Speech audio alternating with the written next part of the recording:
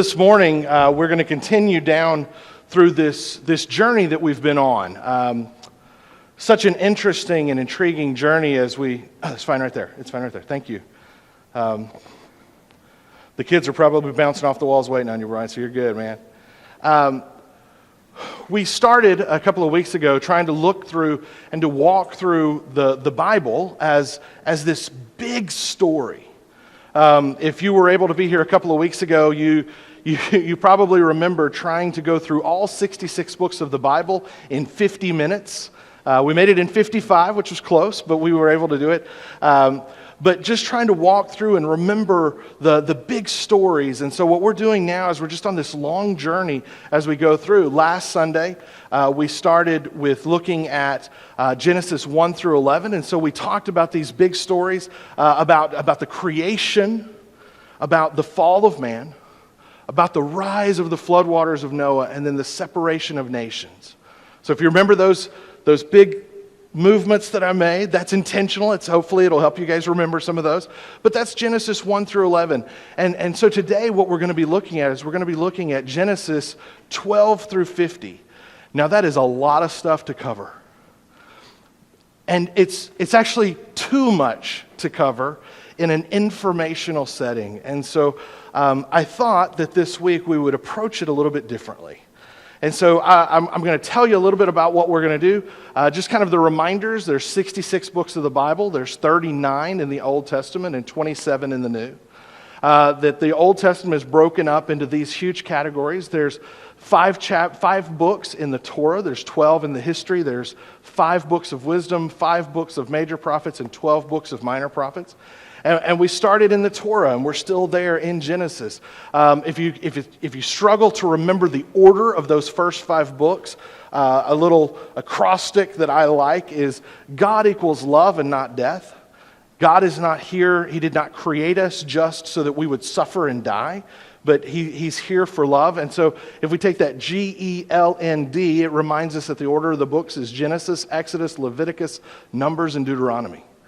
And so we're in a process of kind of walking through those, but we're going to spend the vast majority of the 5 weeks that we're on this looking at Genesis and Exodus, because these are the big stories of the common history of all of humanity. And so we're looking at that, and we're walking our way through that. And so last week we looked at the creation, fall, flood, and nations. And this week we're going to look at Abraham, Isaac, Jacob, and Joseph.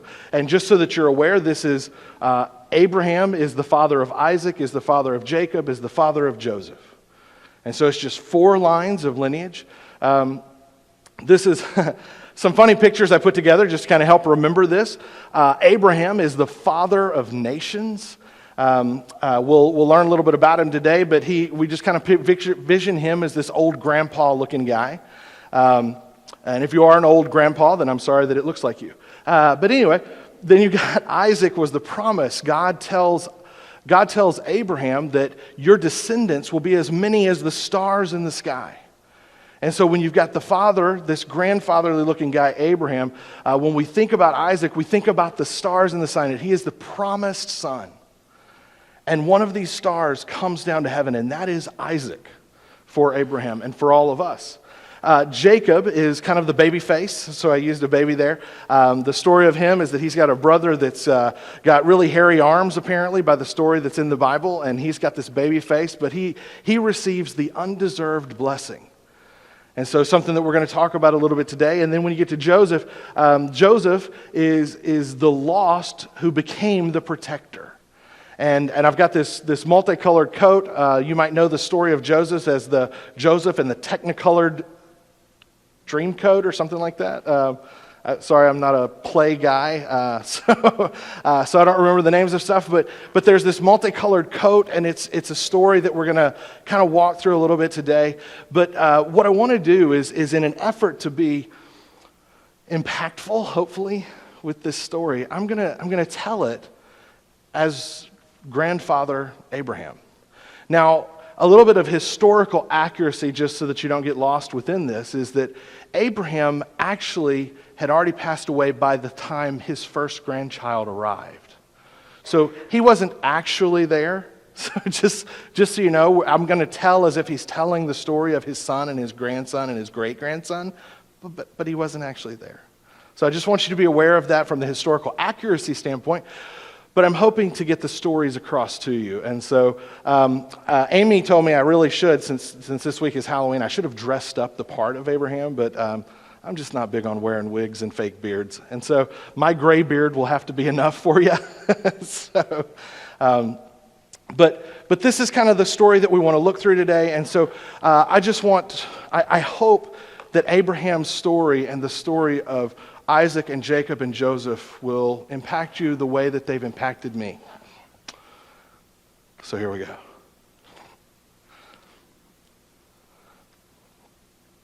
Hi guys. My name is Abraham, and that wasn't always my name.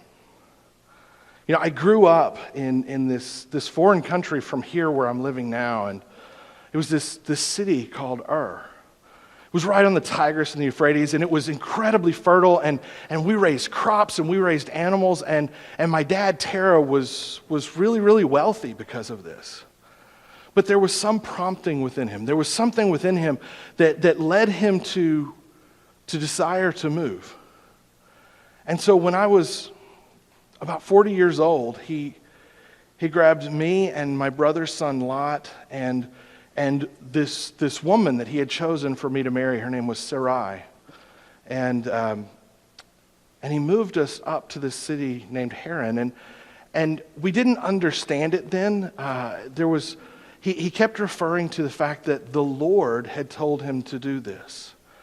And that was interesting because the only other real stories that we had about the Lord came from 10 generations ago. My great-great-great-great-great-great-grandfather Noah.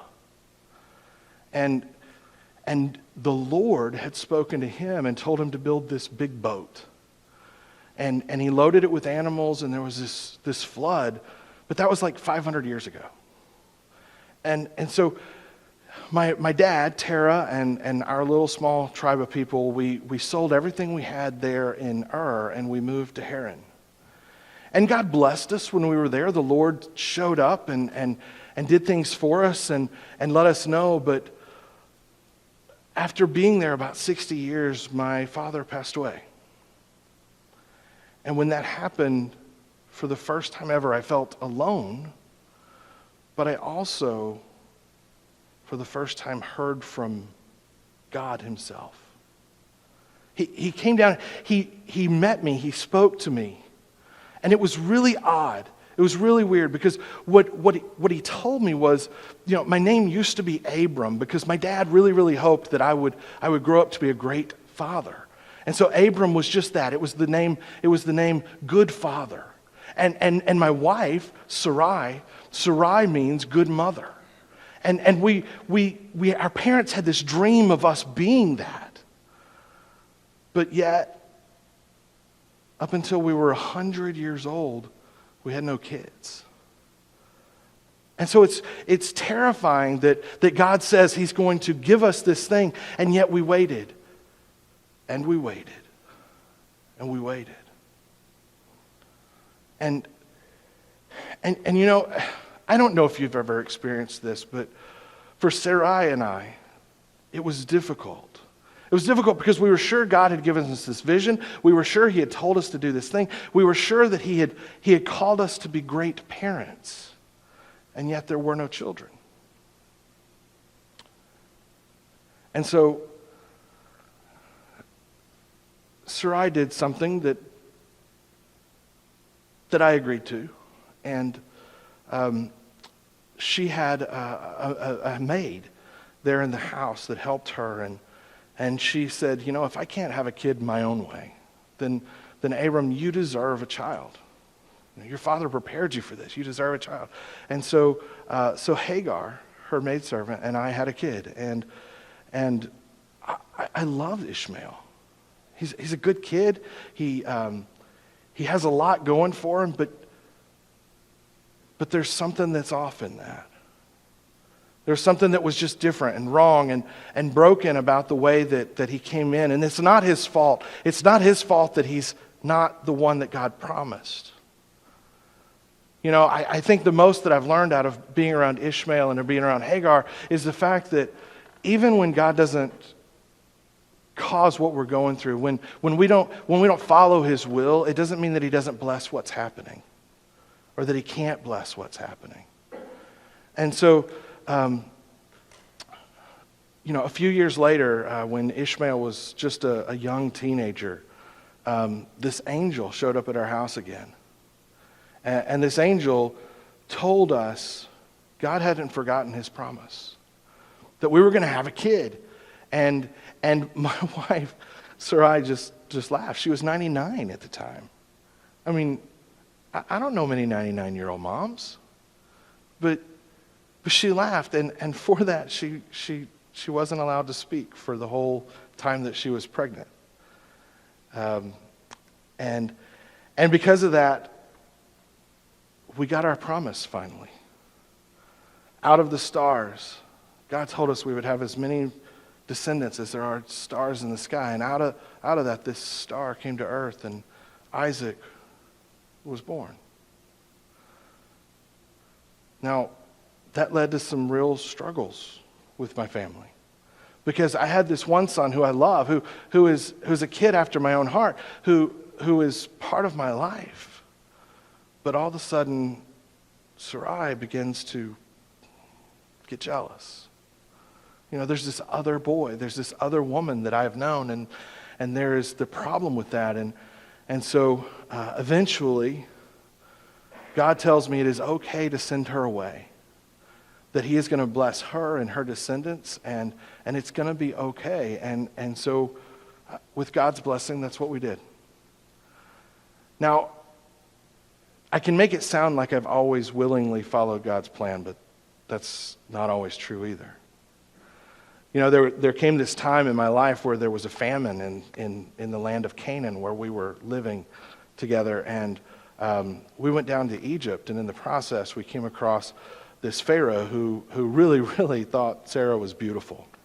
Oh yeah, sorry. God, whenever she got pregnant, God changed her name from Sarai to Sarah, which means the mother of nations.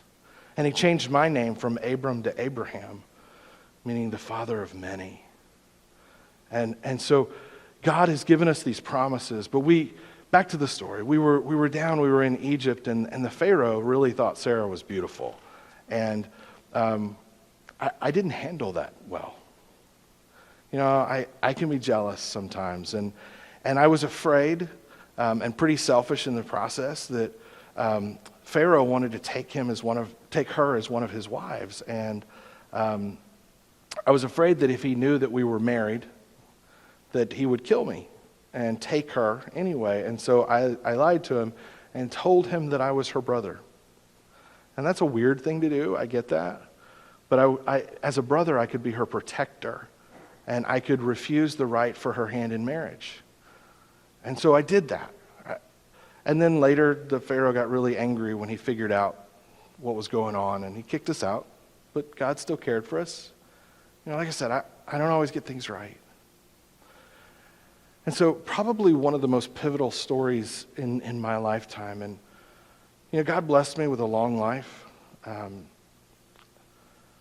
But this promised son, Isaac, there was this day where God, who admittedly I just didn't know all that well, asked me to go up and make a sacrifice on the mountainside. And he told me something that just seemed so incredibly hard. He told me that I was to sacrifice Isaac, my son. And I was really confused. When we were in Egypt, it was not unusual for people to sacrifice their children, but I thought this God was different than that. And so, without telling Isaac what we were doing, we loaded up and we went to the mountainside, and Isaac took the flame and the wood, and I took my worries and my sorrow. And we got up on the top of the hill, and we built an altar together, and Isaac seemed completely okay when I revealed to him what I was supposed to do. And so I took a rope and I bound his arms and his legs. And I laid him on the altar. And I was praying, God, this can't be you. I thought you weren't like those other gods. This can't be you. And about at that moment where I was ready to move forward, and I guess in looking back, God really just needed to know that I was serious. But he stopped me. He stopped me and he reminded me of something that I think I knew in my heart. And he reminded me that he loves people. He has value for you and me and all humans. And he stopped. He stopped me from doing what he had asked me to do. And he supplied something in its stead. I looked up and there was a creature that he had made, one unblemished, a perfect ram. A ram that, because this was such a native area, such a backwoods area, I am certain that no one had ever seen this ram before. It was created just for the beauty of God, just for him to look down and go, this is awesome. And he supplied that ram to me to sacrifice and take the place of humankind on that altar.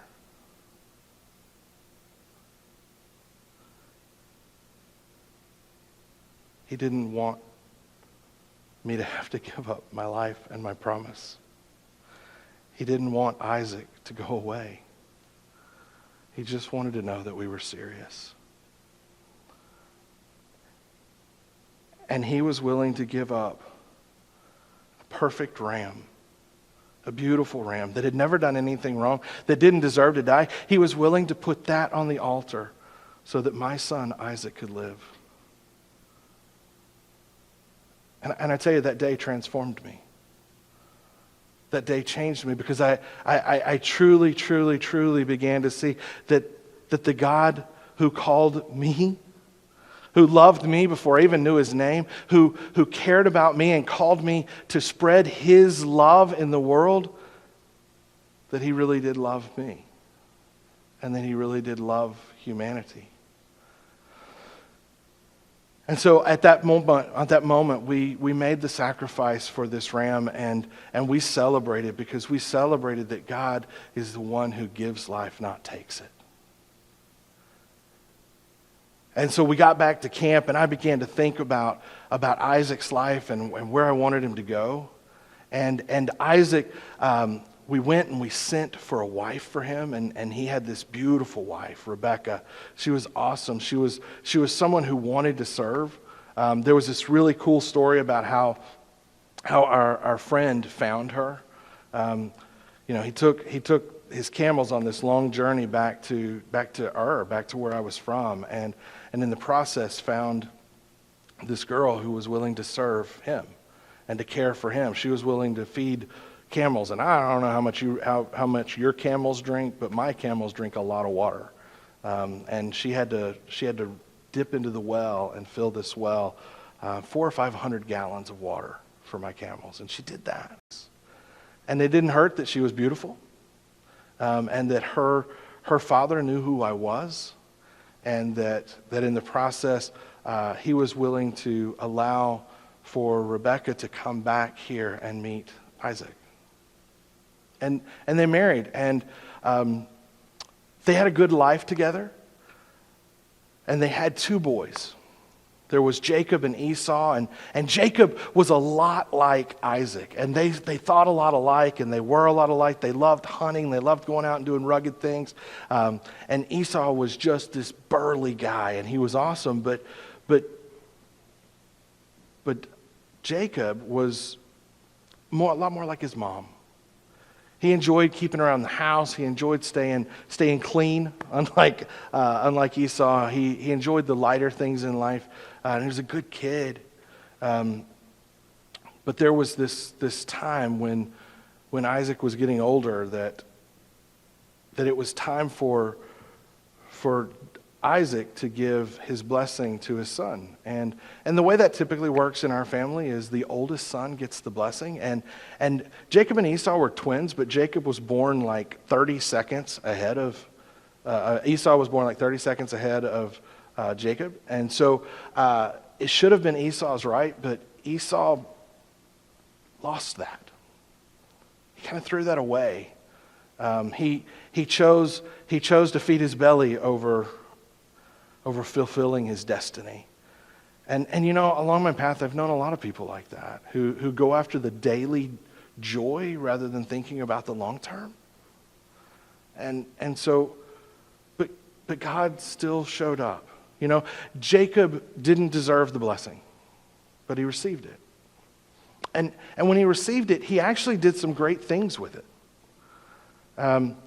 He ended up after this, he left and he went in search of a wife, and he went to this country, some family of ours, and he found a wife that he was in love with. There was this girl, she was beautiful, and the father said, if you will work for me for 7 years, you can marry her.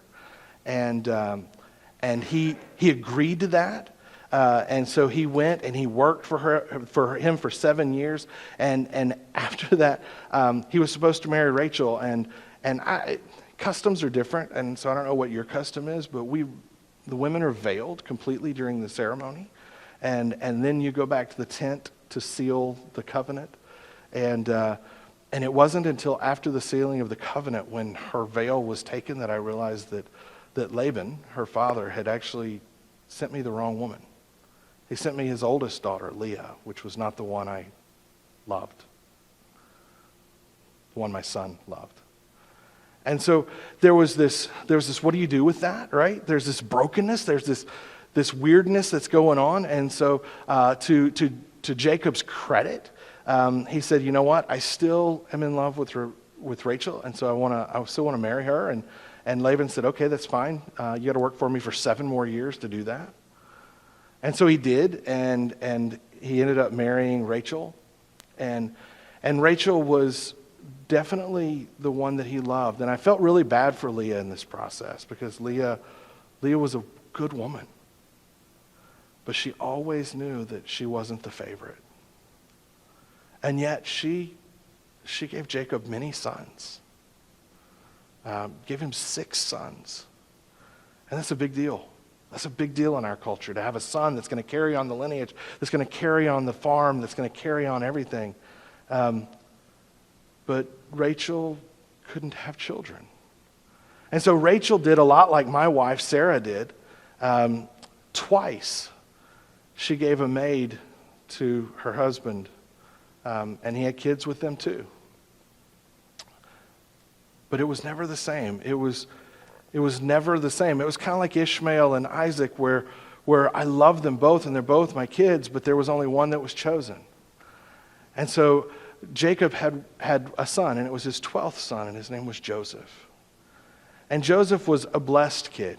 He really was. He was smart, he was intelligent, but he was still a teenager. And you know, it's kind of unfair, I think, when we expect someone that's growing up in their maturity in faith, we often expect them to act like adults, but he didn't act like an adult.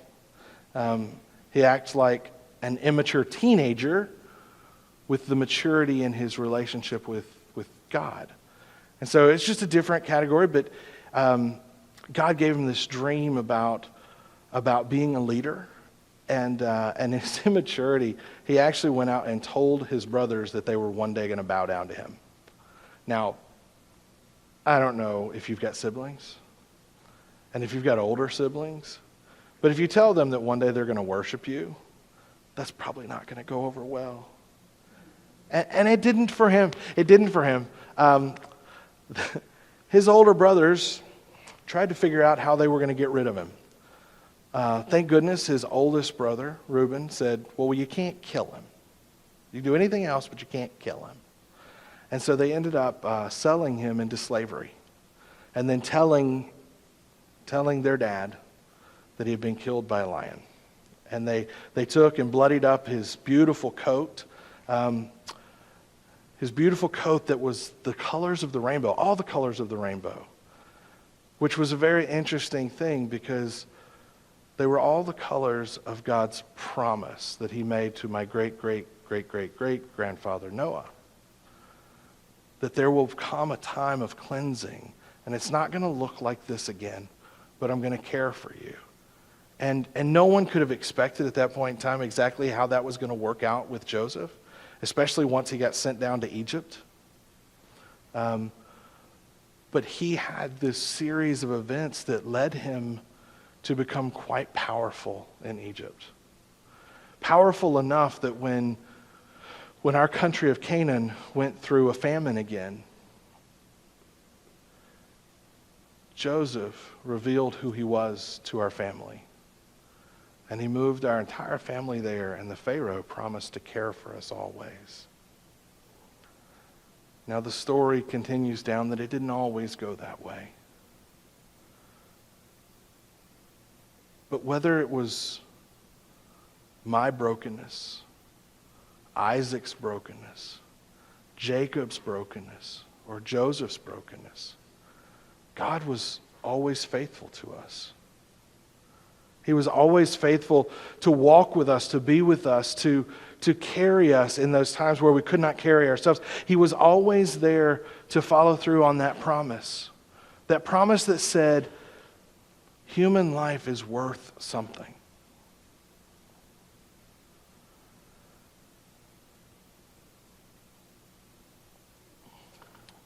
God wants to do that for you too. God wants to be that promise for you. I don't know where you came from. I don't know your backstories. I don't know what you think you've done that maybe you don't deserve him. But he wants you. He wants you the way he wanted me. I had not done anything in my life that warranted him calling me to be the father of many. Sarai had not done anything in her life to be called the mother of nations. Isaac was just a kid, but he was the fulfillment of a promise. And when it came time for God to see how true I was to him, he was true right back. And he loved me enough to spare my son. Now, there's a story that comes a few thousand years down the road where there is another son that is offered up for sacrifice. And in that story, God, who is the Father, did not stop it. He did not stop it because in that instance, that son, his name is Jesus. Jesus was the perfect ram. He was the sacrifice that humanity needed. He was willing to stop me, but he didn't stop himself. He was willing for me to not go through that, but he was willing to go through it himself. That loss, that hurt, that unbelievable torture of losing a child, of losing someone that's that close to you.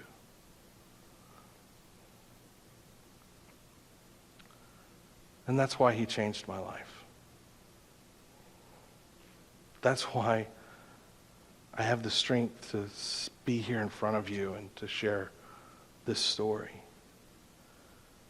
It's because God is all about the life-changing business.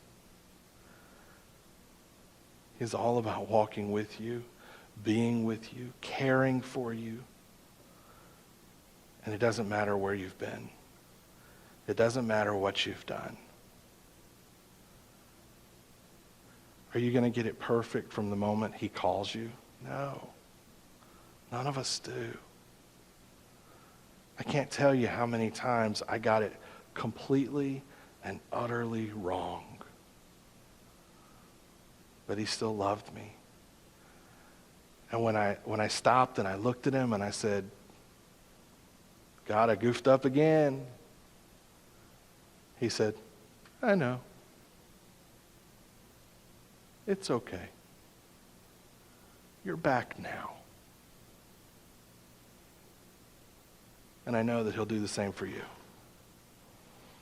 I know that he'll love you that way and be for you that way.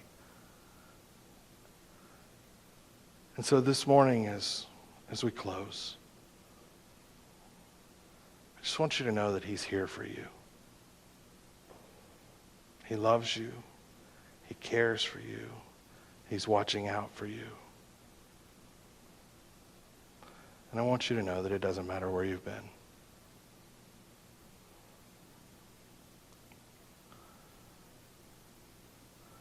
This morning as we close,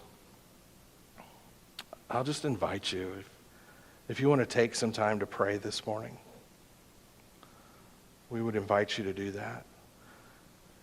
This morning, if you have something you'd like to pray about and you'd like someone to come next to you and pray for you, over here at this altar on that front row of chairs, you can come, you can sit, you can kneel, and one of our elders will meet you there and they'll pray with you and they'll talk with you. And they'll not just carry your burden for today, but they'll carry it for the week with you. And this morning, if you think, man, I'd love to talk to God, but I just want it to be him and me, and that's cool. This altar over here, that row of chairs there, you can come. Nobody's going to bother you. You can just talk to him. But this morning, Miss Susan's going to play a song, and if you'd like to come and pray, you are invited to do so. If you'd like to pray right where you're sitting, I would invite you to do that as well. But let's take a time of silence just to hear what God is saying to you. Miss Susan.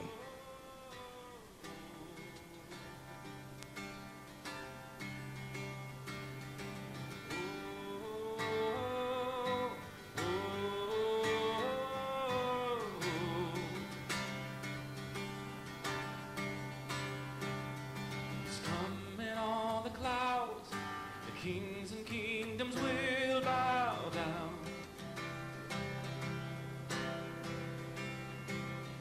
And every chain will break.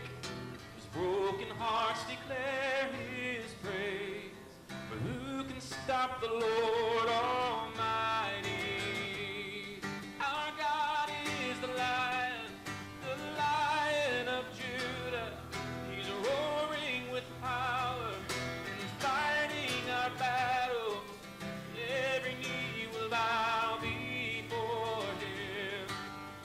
Our God is the Lamb that was slain for the sin of the world. His blood breaks the chains. Every knee will bow before the Lion and the Lamb. Every knee will bow before him.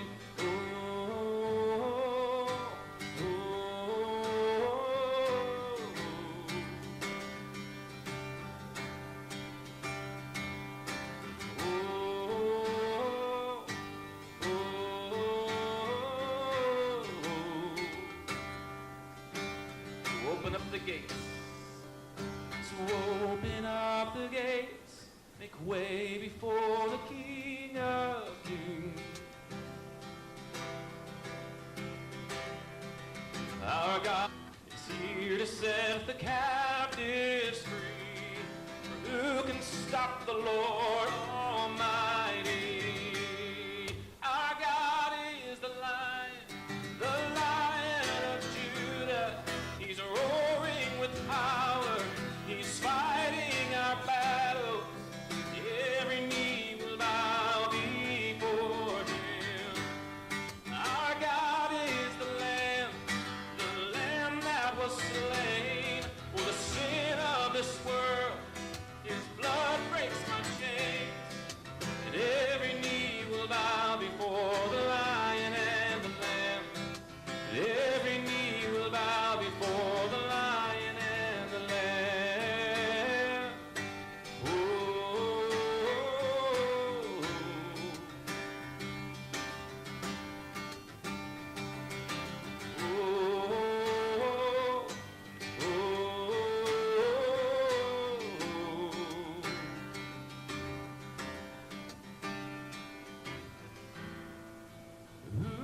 stop the Lord Almighty? Who can stop the Lord Almighty? Who can stop the Lord Almighty? Who can stop the Lord Almighty? Who can stop the Lord Almighty? Who can stop the Lord Almighty? Who can stop the Lord Almighty? Who can stop the Lord? As we have a couple of people still praying, I just wanted to invite you to go ahead and go, but go quietly and respectfully. Once you exit those doors, you guys can throw a party and have a good time out there, but respect those that are still praying. May God bless you this week. May He be with you, and may He remind you not just of who you are, but of whose you are. You are His. Go and be a blessing. Amen. You are dismissed.